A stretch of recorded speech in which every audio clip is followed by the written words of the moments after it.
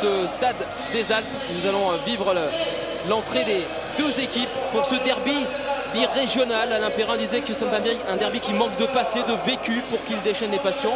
En tout cas, il y a de l'intérêt évidemment dans ce derby évoqué par ce mot. Maintien.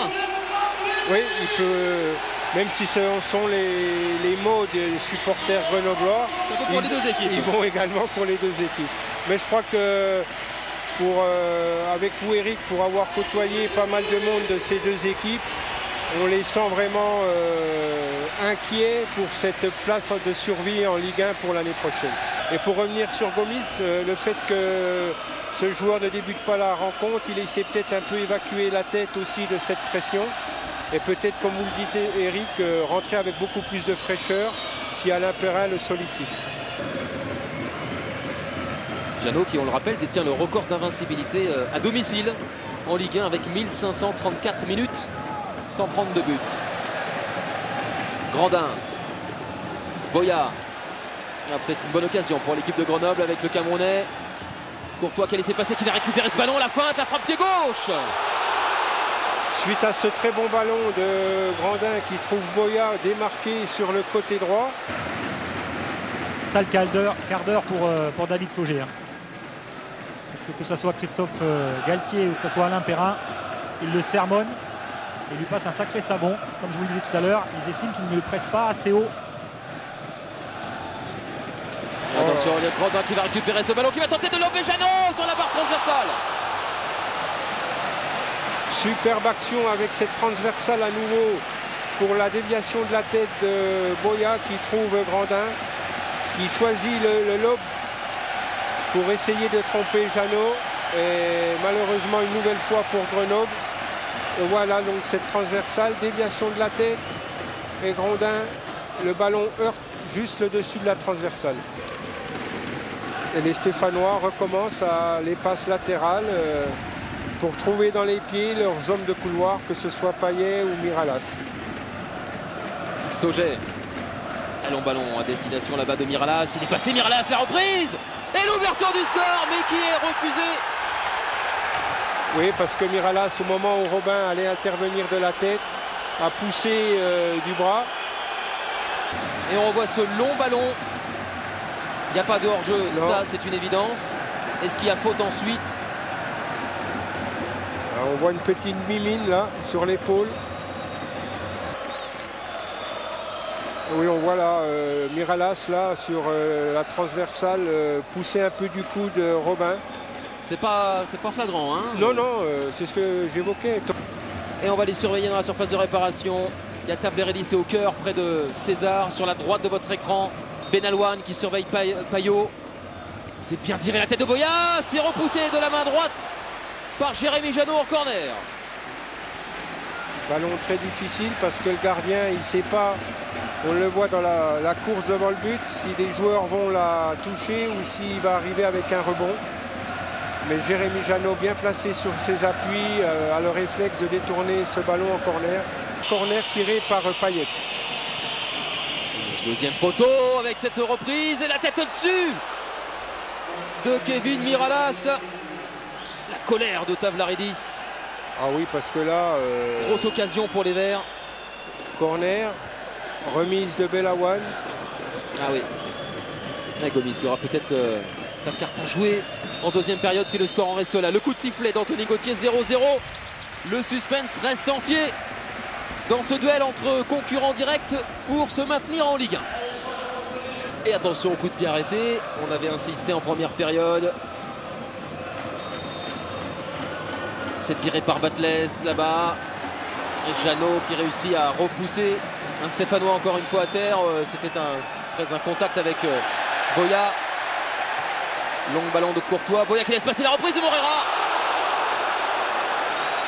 Oui, mais on s'en prend à l'arbitre alors que Anthony Gauthier, c'est lui qui décide s'il faut arrêter ou non le match en cas de blessure d'un joueur. Il a laissé le jeu se poursuivre. Ou peut-être le décalage pour qu'il profite un peu plus de liberté de Boya. Donc on va voir ça dans quelques instants. L'accélération d'Eliott Grandin. Le centre, deuxième poteau, Pierre Boya. Lobé, c'est pas terminé. Laurent Courtois. Oh là, ce ballon qui est... il y avait hors-jeu de Grandin. Il y avait hors-jeu. Hors-jeu d'Eliott Grandin. Laurent Batles va s'expliquer, mais le drapeau a été levé depuis bien longtemps. Oui, mais c'est un adversaire, c'est un Stéphanois qui remet le ballon. Donc il peut avoir des explications sur ce but. Exactement. Regardez, on voit Grandin derrière la ligne. Et là, c'est... Il est en dehors. En dehors. On voit bien là. Et l'arbitre assistant n'hésite pas puisqu'il estime peut-être que le joueur étant sorti du terrain n'a pas à y rentrer. Là, ce but refusé par Anthony Gauthier, la frappe de Laurent Batles. Et comme on approche du dernier quart d'heure, peut-être la fébrilité va gagner aussi les équipes par rapport au match. Batles, c'est bien fait, il y a des Grenoblois à la retombée avec Nazim Akrour, 3 Grenoblois absolument seuls pour récupérer cette balle. Oui, oui, la passivité une nouvelle fois, alors que les Stéphanois avaient décidé de monter.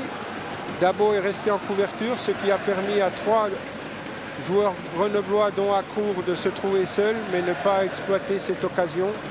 Est-ce que les Grenoblois ne vont pas regretter ces situations?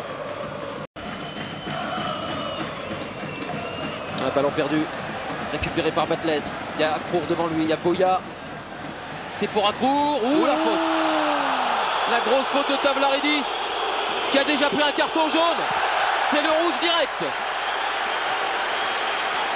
Il a été trop court sur l'intervention. Oh oui. Donc je pense que... Excès d'engagement sur ce coup-là. Voilà, oui. Et l'arbitre a une bonne décision parce qu'il n'a même pas mis un deuxième carton. Il a été tout de suite rouge carton direct. Rouge direct. 30 secondes encore à jouer. Ce sont les Grenoblois qui vont bénéficier de ce dernier ballon. Payot par-dessus. Benalouane avec Boya. La reprise et le but! Oh, le but magnifique! Magnifique demi-volée d'Akrour. C'est incroyable! Grenoble qui avait déjà marqué dans le temps additionnel à Nantes, contre Caen et aujourd'hui contre Saint-Etienne. C'est terrible ce qui se passe dans le camp stéphanois. C'est terrible. Et au début de l'action, avec cette tête et sur ce ballon, il effectue une demi-volée extraordinaire. On le voit là, Boya, demi-volée extraordinaire d'Akrour et qui laisse pantois Jérémy Janot. On voit toute la déception du gardien stéphanois qui avait su retarder la déchéance. On voit le duel et geste technique magnifique de ce joueur grenoblois.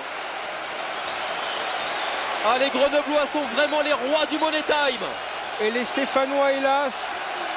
C'est la balle d'égalisation, le coup franc de Machado. La reprise de la tête là-bas au deuxième poteau, il n'y a personne, il a non pivot peut-être. Repris par Bouchaïb El Moubarki.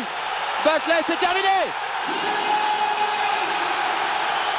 Grenoble qui confirme sa très bonne santé avec une deuxième victoire d'affilée obtenue dans le temps additionnel. Un 6e match de suite sans défaite pour les hommes de Mecha Bazdarevic qui prennent du même couleur distance avec Saint-Etienne. Grenoble compte désormais 6 points d'avance sur les Verts. Parce que vous avez eu le mérite d'y croire jusqu'au bout. Oui, mais de toute façon, c'est un peu depuis le début de saison comme ça, on lâche rien.